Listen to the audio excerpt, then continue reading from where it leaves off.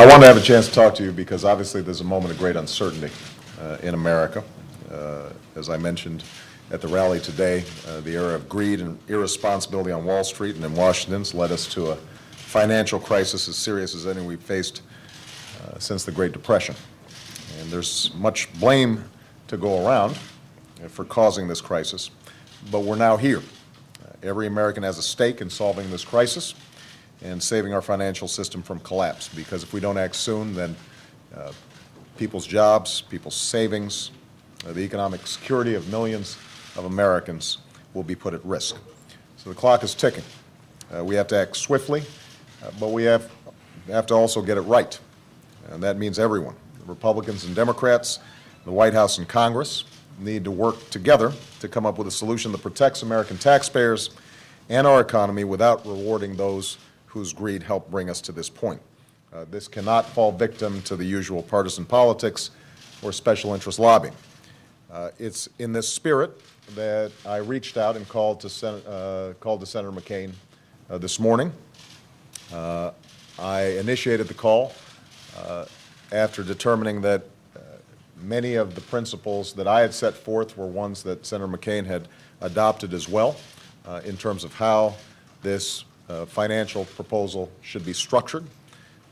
And I also need to give credit to Republican Senator Tom Coburn, who had called me suggesting that a joint statement might be useful. I asked him, he called me back at about 2:30 this afternoon after our rally, and I asked him to join me in issuing a joint statement to let this Congress and this administration know where we stand and what we expect from this proposal, because over the last few days it's been clear that we've come to agree on some broad principles. And let me just reiterate the principles that I've talked about previously. First, I think everybody should be in agreement that we need to set up an independent board selected by Democrats and Republicans to provide oversight and accountability for how and where the money is going to be spent at every step of the way. Second, if American taxpayers are financing the solution, they should be treated like investors, and that means that Wall Street and Washington should give every penny of taxpayers' money back once this economy recovers. Third, we cannot and will not simply bail out Wall Street without helping the millions of innocent homeowners who are struggling to stay in their homes. They deserve a plan too. And finally, this is one that's important. The American people should not be spending one dime to reward the same Wall Street CEOs whose greed and irresponsibility got us into this mess. We can't allow this plan to become a welfare program for Wall Street executives. Senator McCain, as I mentioned, returned my call this afternoon. We agreed that this was a critical time for everyone, Democrats and Republicans, need to come together to help to stabilize the economy. I have been in constant contact with leadership in Congress. I've talked to Secretary Paulson just about every day.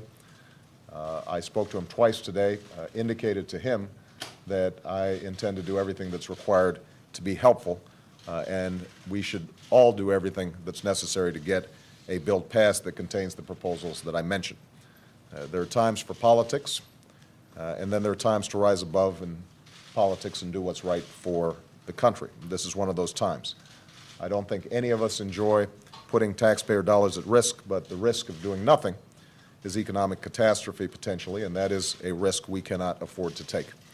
No matter how this begun, this is no longer a Democratic or a Republican problem.